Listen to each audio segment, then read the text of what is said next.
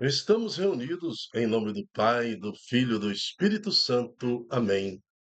Reflexão do dia 29 de maio de 2025, sexta semana da Páscoa, quinta-feira. Santo do dia, Santa Úrsula, Ledóchowski, virgem e fundadora. Virgem que trabalhou com todas as suas forças em favor dos africanos oprimidos pela escravidão e fundou a congregação de São Pedro Claver e a Ordem das Irmãs Ursulinas do Sagrado Coração de Jesus em agonia. Nasceu em Losdorff, Áustria, em 17 de abril de 1865. Viveu por lá, sua mocidade, se formou, e assim que em 1910 estourou aquela Primeira Guerra, ela também começou a ser perseguida. A Rússia não permitia a religião, então ela teve que sair da região da Rússia. Chamam a atenção o seu amor ao Senhor e o seu talento educativo e a sua sensibilidade para com os necessitados, principalmente as necessidades dos jovens nas mudanças sociais, políticas e morais desse tempo. Que a vossa coragem pastoral nos inspire a buscar mais necessidades e os necessitados da graça de Deus, os mais excluídos, e com muito ardor para com eles, que possamos ser mais santos e divulgadores do verdadeiro amor de Deus. Santa Úrsula, rogai por nós. Na primeira leitura, nós estamos vendo como que Paulo se desgasta literalmente para o Evangelho. Ele está agora em Coríntios, ele se encontra lá sozinho, aguardando a chegada de Silas, e depois na comunidade de Corinto, ele tem uma rejeição muito grande, porque é, é assim, nós vamos ver no Evangelho. O Evangelho vai nos passar que com a morte de Jesus, o mundo se alegra, tá? O mundo se alegra. Com o afastamento de Jesus, o mundo se alegra. E, de certa forma, aquela comunidade sem Jesus, sem Deus, eles viviam uma vida de prazeres. E agora Paulo está lá no meio da cidade proclamando o nome de Jesus. Sabemos que em Coríntios teve muitos cristãos, né? A igreja de Coríntios se tornou forte.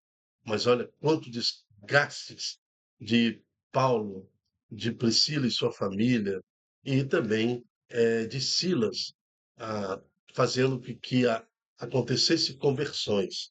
E isso nós vamos ver aqui na primeira leitura. O salmo de hoje é o Salmo 97. O Senhor fez conhecer seu poder salvador perante as nações. Está vendo? Fez conhecer como? Através de homens e mulheres de fé. E no Santo Evangelho de hoje, em João, capítulo 16, 16 a 20, é aquele momento em que o Senhor fala da sua morte e ressurreição. Por pouco tempo ainda já não me vereis, sua morte. E outra vez, por pouco tempo, me vereis de novo, a sua ressurreição. Então, fala da alegria da ressurreição, mas também fala de um mundo perdido, que se alegra na ausência de Deus, acha que matou o Filho de Deus, mas a igreja é renovada em Pentecostes. Toda uma preparação para o Pentecostes. Possamos, com atenção, as leituras de hoje.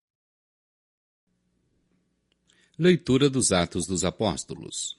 Naqueles dias, Paulo deixou Atenas e foi para Corinto. Aí encontrou um judeu chamado Áquila, natural do Ponto, que acabava de chegar da Itália, e sua esposa Priscila.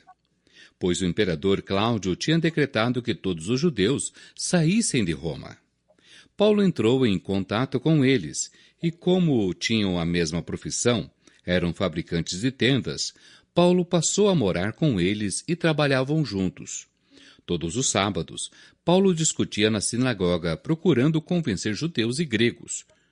Quando Silas e Timóteo chegaram da Macedônia, Paulo dedicou-se inteiramente à palavra, testemunhando diante dos judeus que Jesus era o Messias. Mas, por causa da resistência e blasfêmias deles, Paulo sacudiu as vestes e disse: Vós sois responsáveis pelo que acontecer. Eu não tenho culpa. De agora em diante, vou dirigir-me aos pagãos. Então, saindo dali, Paulo foi para a casa de um pagão, um certo Tício justo, adorador do Deus único, que morava ao lado da sinagoga. Crispo, o chefe da sinagoga, acreditou no Senhor com toda a sua família, e muitos coríntios que escutavam Paulo acreditavam e recebiam o batismo. Palavra do Senhor, graças a Deus. Salmo 97. O Senhor fez conhecer seu poder salvador perante as nações.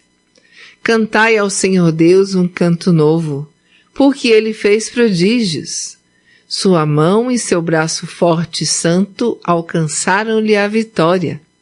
O Senhor fez conhecer seu poder salvador perante as nações. O Senhor fez conhecer a salvação e às nações sua justiça. Recordou o seu amor sempre fiel pela casa de Israel. O Senhor fez conhecer seu poder salvador perante as nações. Os confins do universo contemplaram a salvação do nosso Deus. Aclamai o Senhor Deus, ó terra inteira. Alegrai-vos e exultai. O Senhor fez conhecer seu poder salvador perante as nações. Proclamação do Evangelho de Jesus Cristo segundo João. Naquele tempo disse Jesus aos seus discípulos: Pouco tempo ainda, e já não me vereis. E outra vez pouco tempo, e me vereis de novo. Alguns dos seus discípulos disseram então entre si: O que significa o que ele nos está dizendo? Pouco tempo e não me vereis?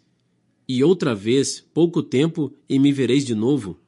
E eu vou para junto do Pai?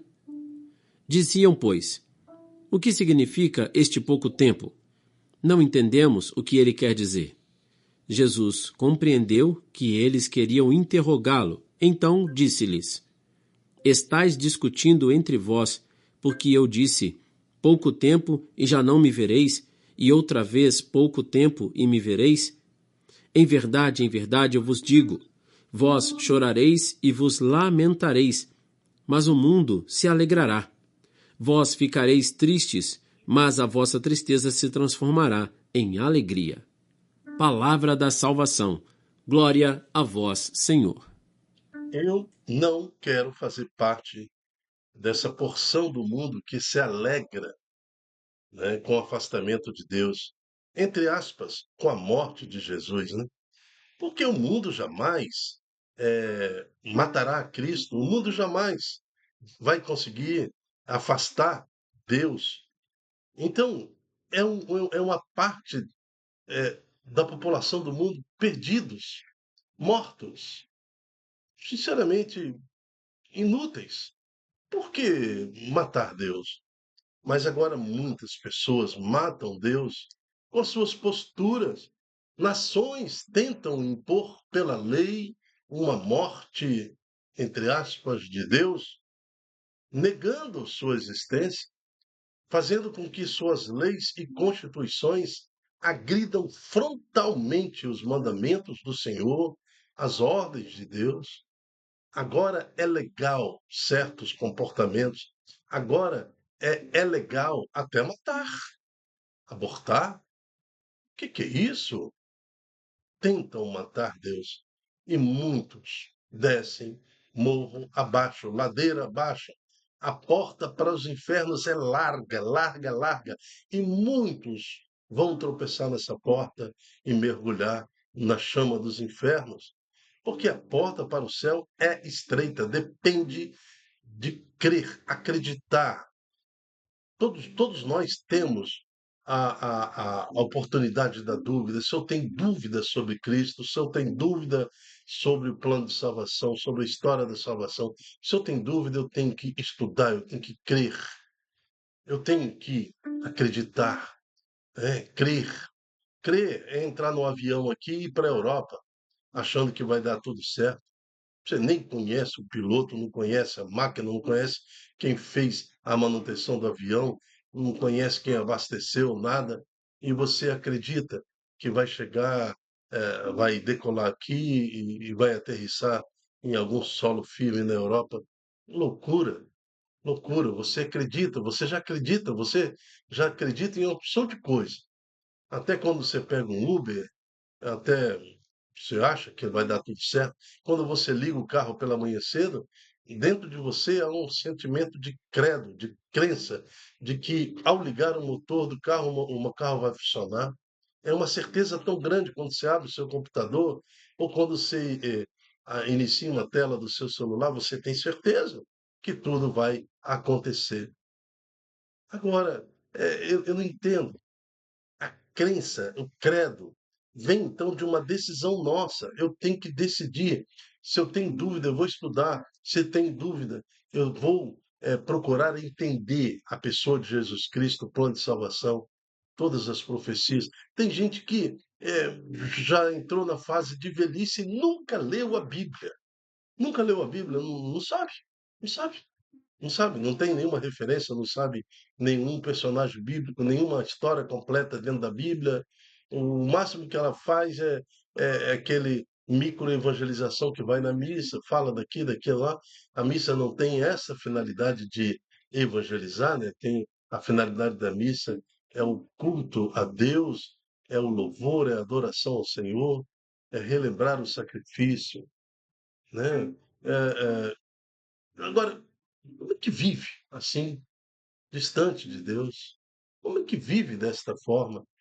Ter mais fé em objetos do que em Deus. Tenho certeza que hoje eu vou ligar no controle remoto da televisão e a televisão vai ligar. Entendeu? Agora, não tenho certeza se Jesus é o meu Senhor. Não tenho certeza se Deus é minha salvação. Eu não tenho certeza de nada com relação ao plano de Deus, porque eu não conheço e não tenho experiência com Deus. Terrível, terrível. Né? Pouco tempo ainda, já não me vereis. E outra vez, pouco tempo, e me vereis de novo. Jesus fala da sua ressurreição. Alguns dos seus discípulos disseram então entre si: o que significa?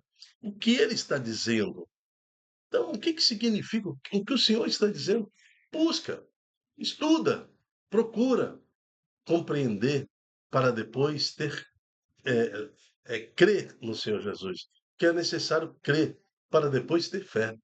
Né? Então, eu crendo no Senhor Jesus, porque a minha razão, a minha lógica entendeu o mecanismo de salvação, entendeu tudo o que aconteceu, agora eu tenho fé no Senhor Jesus.